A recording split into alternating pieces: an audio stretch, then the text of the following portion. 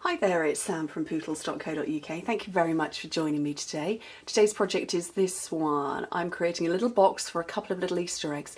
Now they are a rainbow of colours, they're all different colours there. And I will shout out the names of the colours as I go along.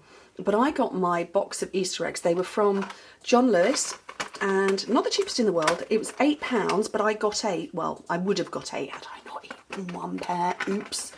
I think it was the red ones. No, it wasn't. It was a sort of like a very pale minty colour because there wasn't a red. And yeah, so it was 16 little eggs for £8. So each of these, £1. And these ones. Now, mine came from John Lewis and I bought them because they were a rainbow. You know me, I absolutely adore a rainbow. But my team recently pointed out that Aldi are selling these Easter eggs. Not the same size. So I will have a look, because I haven't opened these, I haven't dared open them. If I open them, then I eat them. I haven't opened them yet, but I will do to see how many of these will fit in there or whether it will be loose. But these are for the John Lewis ones. And you can get 6 of those boxes from one sheet of 12 by 12 because you need a piece of cardstock that is 6 by 4. And yes, I'm using my trimmer today. So 6 by 4 inches. If you're working in metric, it's slightly different, 15.5 by 10. And on my trimmer, I've got my scoring blade here. So the dark grey one is your cutting blade. Don't want that, that's right at the bottom. This is the scoring blade. So on the long side, score it at 1 inch, 2.5, 3.5,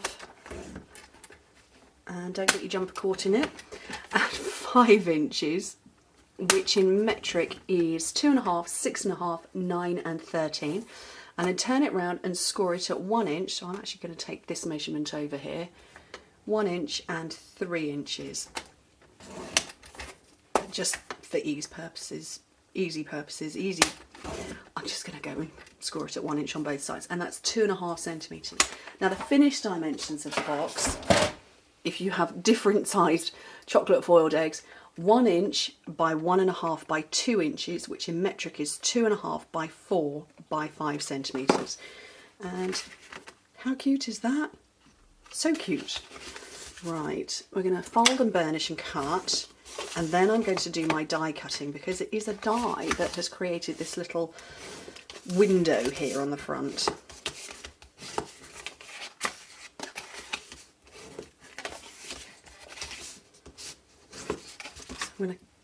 So that's all of the parts folded. Now, when you look at it this way round with just 2 horizontal score lines, these 6 squares, we're going to notch into them a little bit.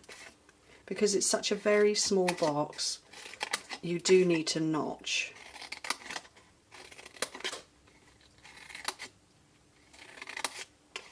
If I'll do one side and then come around and show you, or hold it down and show you so you can see which bits have been removed or how much. It's not very much, but it's enough.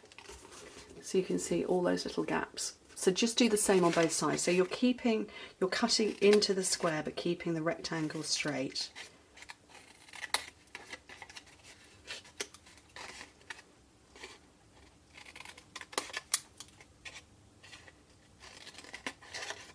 And just keep going.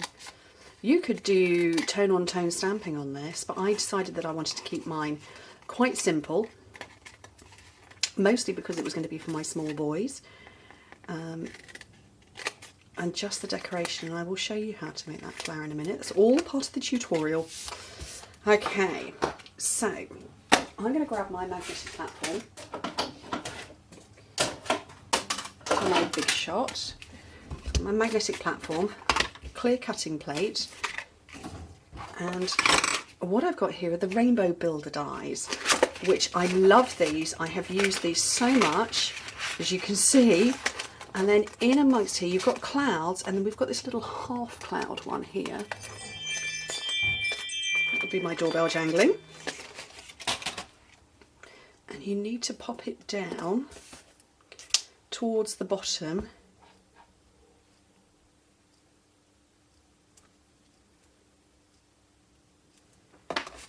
Clear plate on top.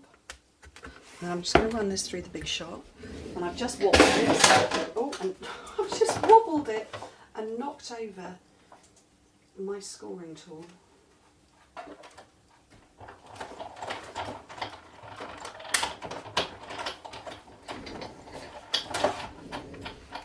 And that is the cutest little window ever. Huh, love it. So clouds make windows too. Okay, let's put this box together. Because I'm going to put adhesive on all of these squares.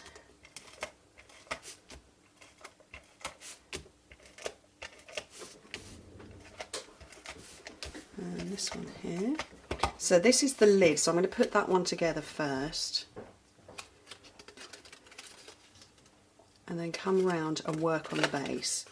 And you don't want to be sticking your lid to your base. You want to keep the base the base. That makes sense in my head.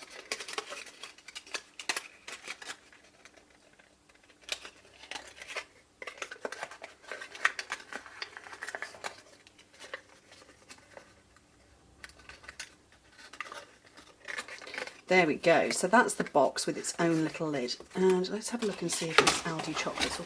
Do I dare open these? If I open them, I will eat them. I did post a photo of them in my team group and I said, if, no when, my waistline expands, I'm going to blame them entirely. So obviously this is designed for 2 of these, very specifically to fit 2 of those in, but I don't know how many of these might fit in. I think it's going to be the 2. And it's going to be a bit rattly because they are smaller. But it's okay. So if you want to go with your Aldi chocolates, that is absolutely fine. Shall I put the lid on and glue it shut again? Okay. So let me bring that in and then I'm going to tie it with some ribbon. So this is the lovely Whisper White ribbon. What is it called? Yeah, it's called organza ribbon. We used to have a wider one a while ago. But this small one is rather lovely too, or thinner one I should say.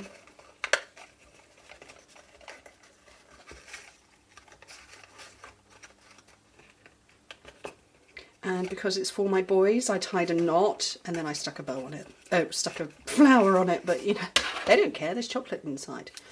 So how to make the flower? Right. I've got my 1 3/8 scallop circle punch, so it's a new punch to us, and my super sharp paper snips, and you start cutting a concentric circle. Is that an ever decreasing circle? And keep going round and round, and obviously the size of your circle that you punch out will determine how big your flower is, but also how much you cut. And so you're left with that. Okay, my tip for you, have some tweezers with a small top to them, because gripping will make life so much easier. So I'm gripping this end and twisting. So I'm keeping my tweezers closed. I'm holding them closed with my fingers at the top as well as here when I'm twisting round. You can get crafting tweezers, but these came free with something when I bought some makeup, and they've been good for nothing. They're blunt as anything, no good for tweezing anything, but great for crafting. So I've got the bottom part here is flat. I'm going to put a glue dot on that. And when you let go, it does release slightly. And this almost sort of, it's a bit like a cup and saucer. So I'm going to put a little blob of glue on there.